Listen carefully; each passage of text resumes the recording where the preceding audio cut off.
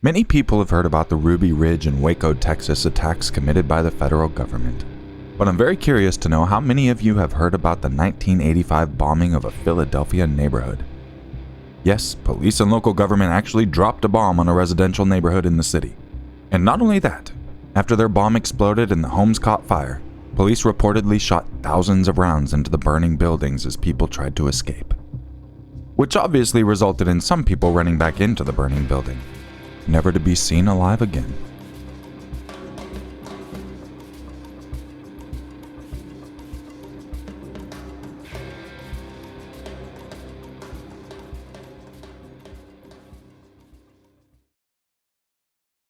The evening of May 13, 1985 is a day any resident living in Philadelphia at the time will likely remember. It's the day that the police department, with the okay from the mayor of the city at the time, Mayor Wilson Goode, decided that they were in a Call of Duty game and dropped a C-4 satchel charge from a helicopter onto Osage Avenue in western Philadelphia. The bombing and subsequent fires claimed the lives of 11 people in total, 5 of those being children. The police were targeting an organization called MOVE. And I will say I wasn't alive at the time, nor have I ever lived around Philadelphia. The details I'm going to share in this video were compiled from multiple different news sources. If I got some details wrong, please feel free to correct me in the comments. Or even if I missed some info, let me know. MOVE was originally the Christian Movement for Life, a communal organization that advocates for nature laws and natural living. It was started in 1972 or 1973. I see both the years in the sources, in Philadelphia by a man named John Africa. But he was formerly known as Vincent Lephart, and he was also a veteran of the Korean War. MOVE is not an acronym, and was an African-American religious group which called for a vigorous rejection of the norms and conventions of modern technological society, as well as being anti-government. Over the years since it was founded, the MOVE organization started having conflicts with their neighbors. MOVE members would protest pet stores, zoos, and political rallies. Some residents agreed with their thoughts. Others found them disruptive in their day-to-day lives. It wouldn't be long until the first major standoff took place in 1978 between MOVE members and police in Powelton Village. This standoff went on for 15 months. During that time, then Mayor Frank Rizzo ordered the group to be removed from their home. When the conflict settled, one officer was dead and 9 members of MOVE were arrested and charged, and given life sentences. A few years later, the group had relocated to a different neighborhood. But the tensions between the local government and the group did not subside. The group had moved into a largely middle-class African-American residence on Osage Avenue. When the MOVE members relocated to Osage Avenue, at first the neighbors didn't mind much. They seemed somewhat peaceful. But as time went, they got more aggressive and confrontational. They also mounted bullhorn speakers to the outside of their domain, which they then used to terrorize the neighborhood. The first big problem we had was the raw meat that they kept outside. It was a big, you could imagine a big tin of raw, bloody meat sitting outside of your house. The loudspeakers went up in the spring of '84. All of a sudden, they became very combative. They became very militant. They became dangerous. You could not imagine. It's one thing to be 2 blocks away and hear it, but to live right next door. And it wasn't long before they started threatening the lives of their neighbors, which obviously resulted in many of the neighbors deciding, I want to get them out. Orthodox. And then it's gradually began to change, and that's when the trouble started. Me and the wife heard all this banging. We couldn't understand what it was. And they began to board the front of the house. From that day on, it was like night and day. And they would threaten to kill people. And they would name people by name. And my family was named as part of those people that they threatened to kill. Being a good neighbor, I wanted to move people.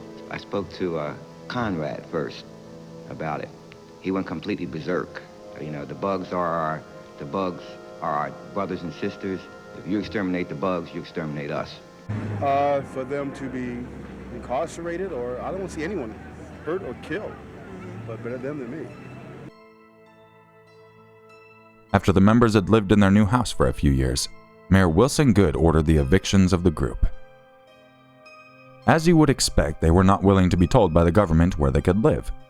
So this resulted in an escalation between the parties. The residents of the group then took it upon themselves to hold down their property, much to the dismay of the government. The original plan for the police was to set up in the building right next to the move house. They were then going to try to break through the wall and fill the house with CS gas, forcing the move members out. What we're going to do is we're going to go into the house next to move. Members of the bomb squad would reach a hole into the basement and onto the second floor of 6223. The purpose was to breach a hole, put a pepper fogger through the wall, leaving the first floor for an avenue of escape for the move people. But as they were breaking their way through the wall, they realized that the move members had thought about that and reinforced the inside walls. Did you at some point conclude that the plan had failed? I think at about 4:45 or 5 o'clock, I had reached the conclusion that we would probably have to wait overnight. That was at the point in time that Leo Brooks called me out.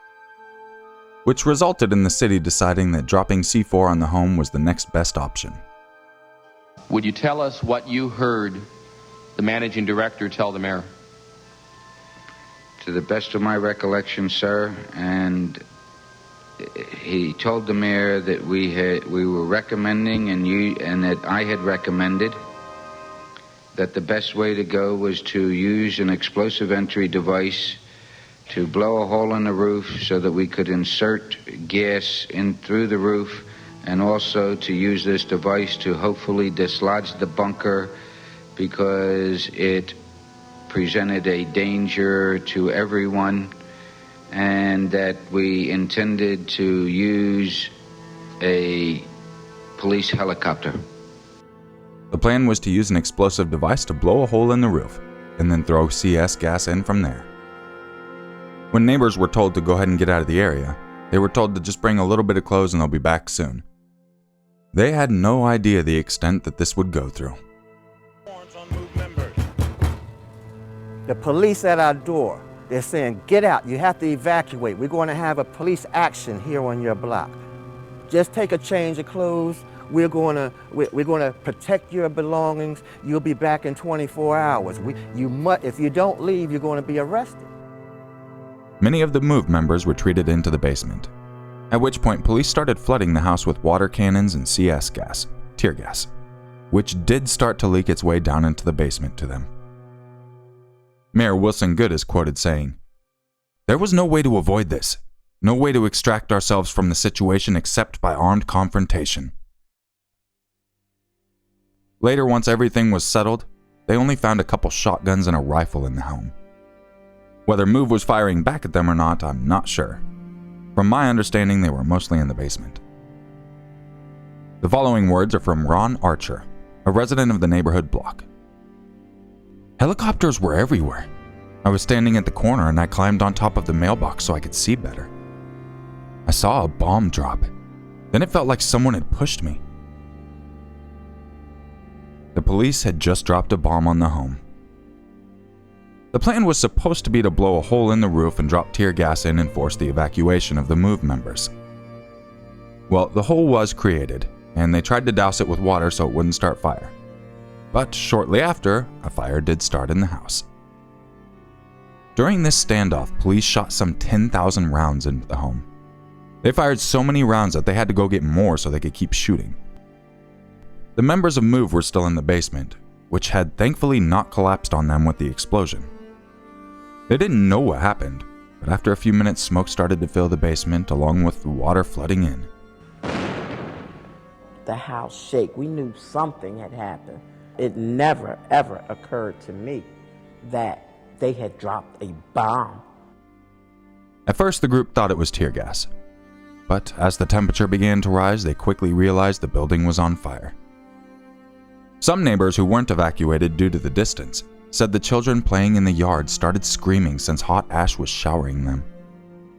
Evacuated neighbors watched on TV as their homes burned. Nobody understood why the firefighters were letting the buildings burn. When the firefighters were asked why they weren't fighting the fire, they said they didn't know either and they were told to stand down. Once the fire spread to a lot of houses after an hour of burning, then the firefighters were allowed to try and extinguish the blaze. But by then, the damage was already done. They had to watch helplessly as their property and memories were burned for the nation to see. Our life just burned down to the ground.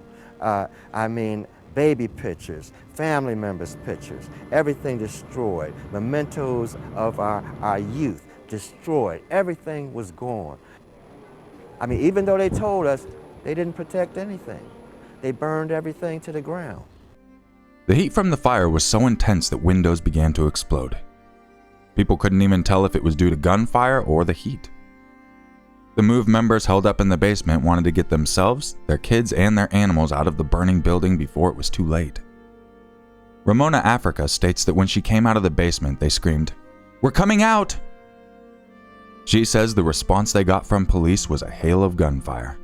And the instant that we could be seen trying to come out, the cops immediately started shooting at us. You could hear the bullets hitting all around us, forcing us back into the burning building. This happened a number of times, at least twice. The police denied firing into the building at that point and claimed to have no idea why some of the MOVE members would run back into a burning building. Sadly, Ramona and one teenager would be the only survivors when the dust settled. More than 60 homes were destroyed in this event, leaving more than 250 people homeless. It would be months until neighbors returned to view what was left of their lives. Over the next 14 years, the city bought about 2/3 of the neighborhood, which felt like a stab in the heart for some of the community members as they watched everyone leave. The city then rebuilt some buildings for lower-income housing, but eventually those were deemed unlivable, and as of now, a majority of the homes remain vacant. It wouldn't be much longer after this attack that Waco happened, taking national attention away from one of the most insane events to ever rock the country. Today, there is still a presence of the MOVE members, although the actual number of people in the group remains a mystery. Those who were incarcerated during the attack were notified that their children had died. They had already lost their freedom. Now some of them lost their babies. 11 people died in total, 5 children and 6 adults. One adult being the leader of MOVE, John Africa. The local government was responsible for this failed attempt at eviction, which resulted in many deaths. Despite 2 grand jury investigations and a commission finding the top officials were grossly negligent, no one from city government was criminally charged. And then the very callous decision of the authorities to let the fire burn was just unreal. It's a sight and a memory that I can't get out of my mind. And what's even crazier, less than 2 years ago, one of the family members just got the remains of his 12-year-old and 14-year-old sister who were killed in the attack. That means it took nearly 40 years for the family to get the remains back of their loved ones. After nearly 4 decades, the remains of 2 young victims of the MOVE bombing have been returned to their family. For a confrontation that happened nearly 4 decades ago, we are still seeing the long-term result of it to this day, and likely will for a very long time. Now again, I do want to say I did my best throughout this to report the facts. As I said in the beginning, I only have the articles and interviews to base this video on. Many are going to be one-sided, so that's why I try to keep both sources in there, at least try to get it down the middle. There's most likely details I'm missing or I got wrong. Hopefully I didn't get much wrong. Again, if any of you have corrections or something you want to add on, please leave it in the comments.